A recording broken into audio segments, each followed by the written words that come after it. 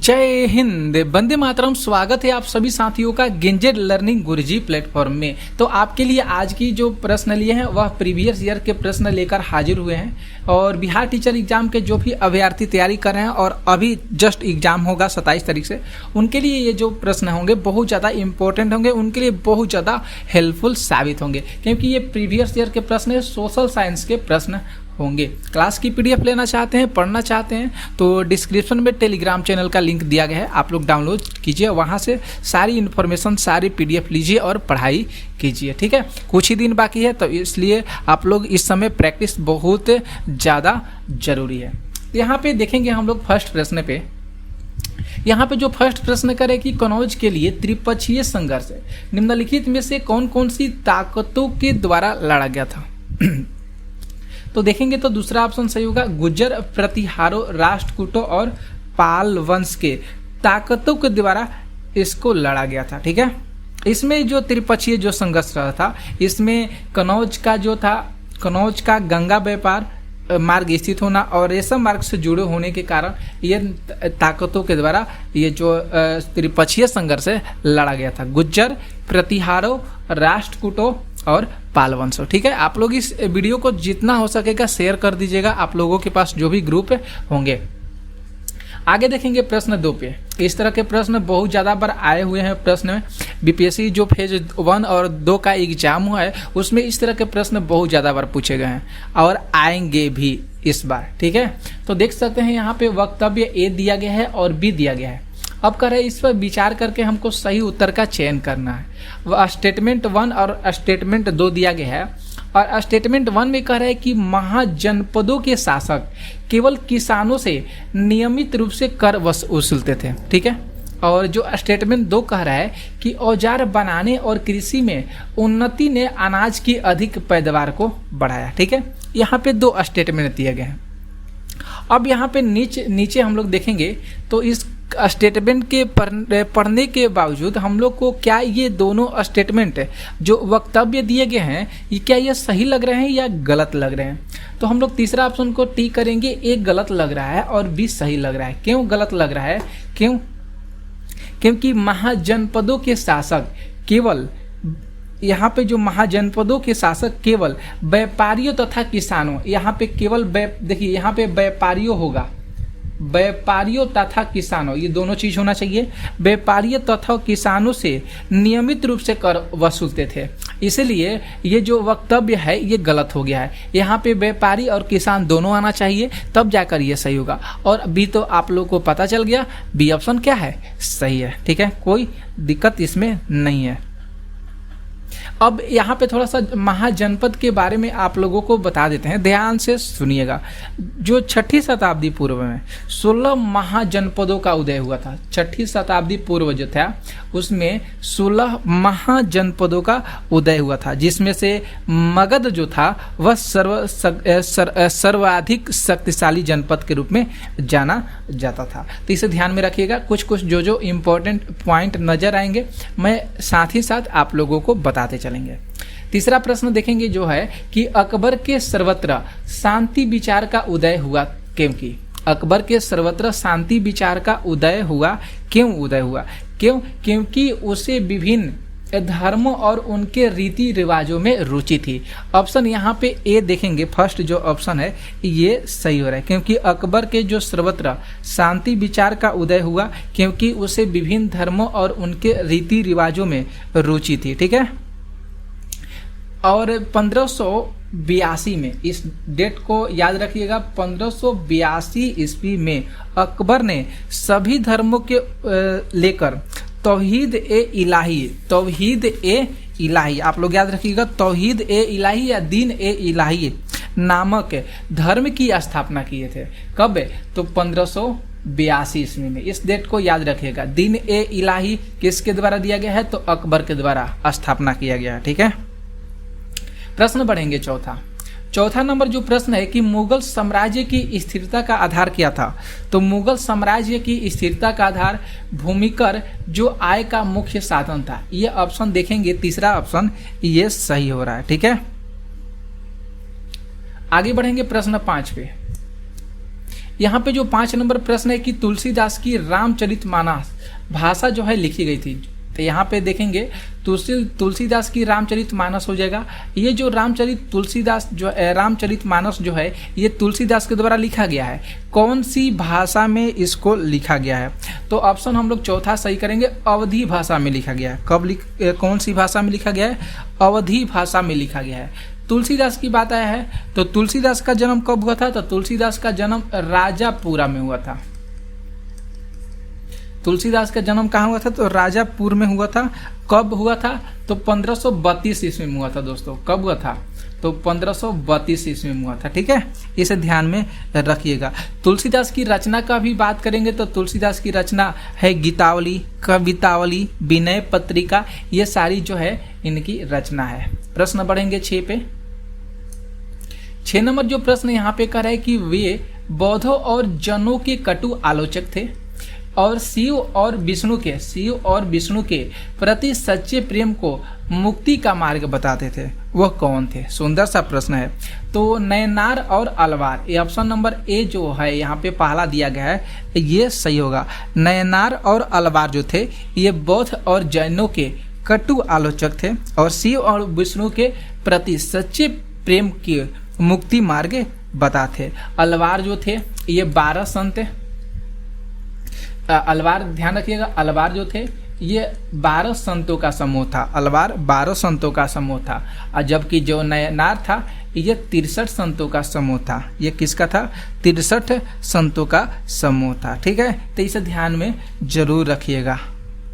इसका नयनार और अलवार जो थे इनका उदय जो है दक्षिण भारत के तमिलनाडु में हुआ है। कहाँ पे हुआ है? दक्षिण भारत के तमिलनाडु में हुआ है। 12 संत हैं अलवार और 63 संतों के समूह से नयनार बना है। ठीक है, प्रश्न बढ़ेंगे 7 पे।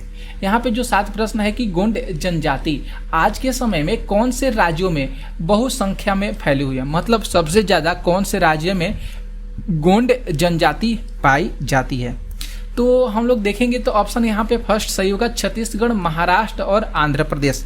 ये जो तीनों राज्य हैं यहाँ पे गोंड जनजाति जो है सबसे ज़्यादा पाई जाती है। इस ऑप्शन के अनुसार ही हम किए हैं, लेकिन गोंड जनजाति कहाँ पे पाई जाती है, कौन कौन सा राज्य है? तो देखिए आप लोग को बता देते हैं। मध्य प्रदेश तो सही है, इसके बाद छत्तीसगढ़, महाराष्ट्र सही हो, 3 हो गया स्टेट। इसके बाद गुजरात याद कीजिएगा, झारखंड भी याद करिएगा, कर्नाटक, तेलंगाना, इसके बाद उत्तर प्रदेश, पश्चिम बंगाल, उड़ीसा। ये सारे जो स्टेट आप लोगों को बताए हैं यहाँ पे गोंड जनजाति पाई जाती है। विश्व के सबसे बड़ी आदिवासी जनजाति के रूप में गोंड जनजाति को जाना जाता है, सबसे बड़ी जनजाति है। और भारत की सबसे बड़ी जनजाति कौन सी है? तो भारत की सबसे बड़ी जनजाति गोंड जनजाति है। समझ में आ गया? बढ़ेंगे प्रश्न आगे। यहाँ पे जो 8 प्रश्न देखिए कह रहा है कि निम्नलिखित पर विचार कीजिए और सही विकल्प को चुनना है। तो देखेंगे तो बहुत से आदिवासी समूह बाजार और व्यापारियों को अपने शत्रु समझते थे। बी कह रहा है कि अंग्रेजी राज्य में होने वाले परिवर्तन की अनुभव पर आदिवासी समूह खुश थे। और सी कह रहे कि दिक्कू लोग ने आदिवासियों की आर्थिक और सामाजिक संपन्नता में सहायता की थी। अब यहाँ पे देखेंगे तो कौन सा ऑप्शन सही हो रहा है? तो देखिए यहाँ पे ऑप्शन पहला जो दिया गया है केवल ये सत्य हो रहा है। यहाँ पे केवल ये सत्य हो रहा है क्योंकि बहुत से आदिवासी जो समूह थे वह बाजार और व्यापारियों को अपना शत्रु समझते थे। ठीक है, आगे बढ़ेंगे प्रश्न हम लोग 9 प्रश्न पे।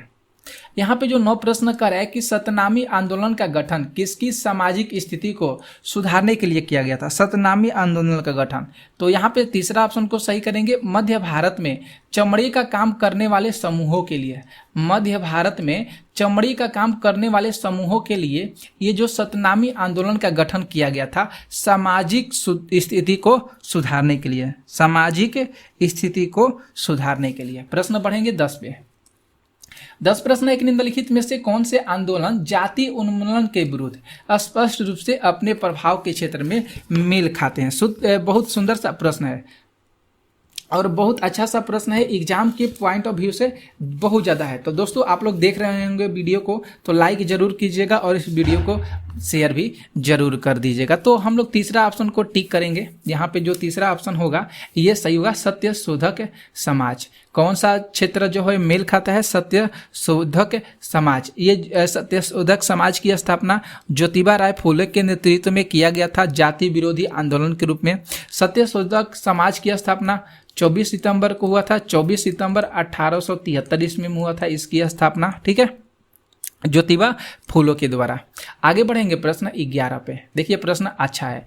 11 प्रश्न है, निम्नलिखित में से कौन से दावे जाति विरोधी समाज सुधारक से सही रूप से मेल खाते हैं? तो यहाँ पे दिया गया है कि निम्न जातिया द्रविड़ संस्कृति के वास्तविक समर्थक हैं घासीदास। ये देखिए सुंदर सा प्रश्न है।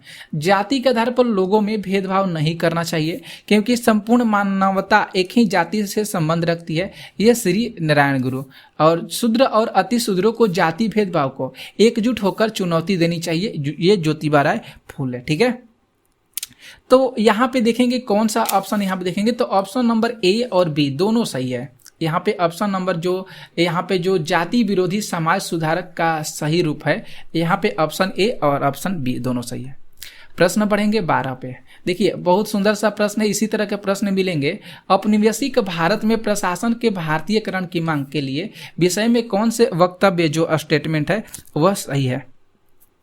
तो देखेंगे तो ऑप्शन नंबर ए कह रहा है कि अधिकांश नौकरियों पर अंग्रेजों का एकाधिकार था। इसके द्वारा आशा की गई कि धन का बहाव इंग्लैंड की ओर से रोका जा सकेगा। इसके द्वारा आशा की गई कि यह भारतीयों के लिए इंग्लैंड में अधिक रोजगार के अवसर बनाएगा। तो ऑप्शन हम लोग देखेंगे यहाँ पे जो ऑप्शन है तीसरा है ये सही होगा, ए और सी सत्य हो रहा है। ए और सी ऑप्शन जो है ये सही हो रहा है। प्रश्न बढ़ेंगे हम लोग 13 नंबर पर।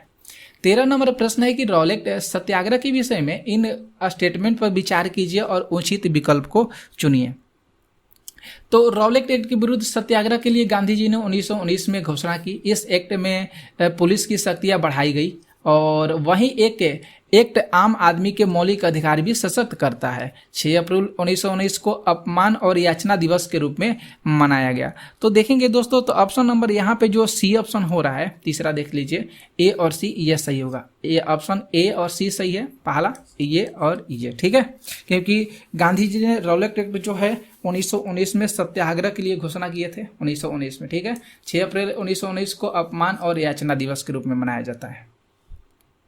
14 देखिए प्रश्न 14 नंबर प्रश्न है कि आप क्या सोचते हैं मीराबेन जैसे गांधीवादी पंचवर्षीय योजना में विज्ञान और मशीनरी पर बल की आलोचक थी।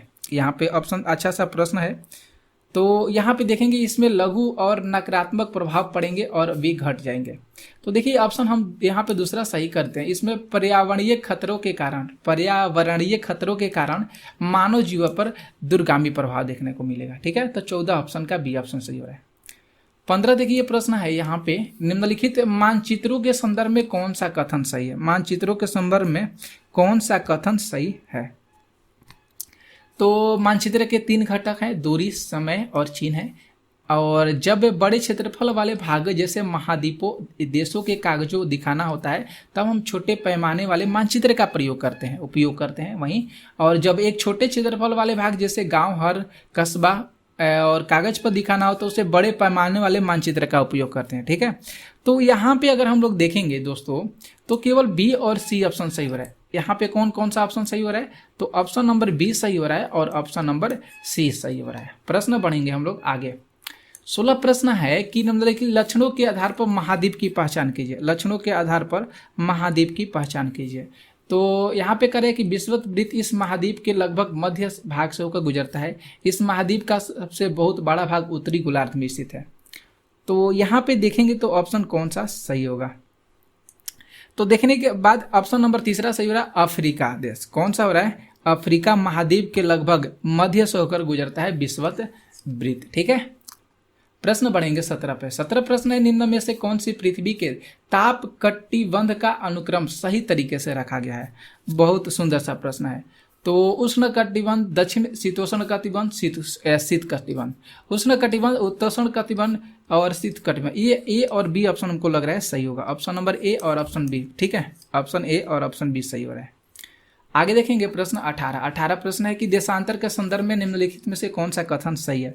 तो देखेंगे तो ऑप्शन नंबर यहाँ पे देशांतर काल्पनिक अर्धवृत्तकार रेखाएं हैं जिनकी त्रिज्या समान होती है। प्रमुख यामोत्तर पृथ्वी के 2 बराबर हिस्सों में विभाजित करता है, उत्तरी गोलार्ध और दक्षिणी गोलार्ध। 180 डिग्री पर पूर्व और 180 डिग्री पश्चिमी यामोत्तर गोलों पर एक दूसरे के विपरीत है। देशांतरीय यामोत्तर के बीच की दूरी ध्रुवों की तरफ बढ़ती घटती है और ध्रुवों पर शून्य हो जाती है। तो यहाँ पे ए और डी ऑप्शन सही हो रहा है, ए और डी ऑप्शन सही हो रहा है। देख लीजिए ऑप्शन कहाँ दिया गया, तीसरा दिया गया है। आगे देखिए प्रश्न, ऐसा ही सारे प्रश्न लिए हैं। यहाँ पे सही ऑप्शन चुनना है, कथन ए या कथन बी। हरे पौधे CO2 का प्रयोग करके अपना भोजन तैयार करते हैं। CO2 की मात्रा जितनी अधिक होगी पृथ्वी पर उतना ही जंगल होगा। तो यहाँ पे देखेंगे तो ऑप्शन तीसरा सही हो रहा है, ए सत्य है और बी क्या है, असत्य है। ठीक है, ऑप्शन नंबर ए सही है। 20 जो प्रश्न है यहाँ पे देखिए कह रहे कि भूकंप की तीव्रता रिएक्टर स्केल पर मापी जाती है। रिएक्टर पैमाने पर कौन सा मान सबसे अधिक वस्तुओं को गिराने पर बहुत ज़्यादा क्षति होता है। तो ऑप्शन नंबर हम लोग दूसरा सही करेंगे, कितना, 5.0। ठीक है दोस्तों, अब यहाँ पे देख सकते हैं अगला जो प्रश्न है, हम 25 प्रश्न लिए हैं। यहाँ पे जो दोस्तों बहुत लंबा वीडियो हो जाएगा, ठीक है, तो हम केवल 20 ही प्रश्न तक रख देते हैं। इसके आगे की लेक्चर में हम आप लोगों को इसके आगे के सारे प्रश्न करा देंगे। आज के लिए हम 20 ही प्रश्न लेते हैं, जो लंबा वीडियो हो जाएगा। ठीक है, तो मिलेंगे नेक्स्ट वीडियो में, तब तक के लिए जय हिंद जय भारत। आप लोग इस वीडियो को जितना हो सकेगा शेयर कीजिएगा।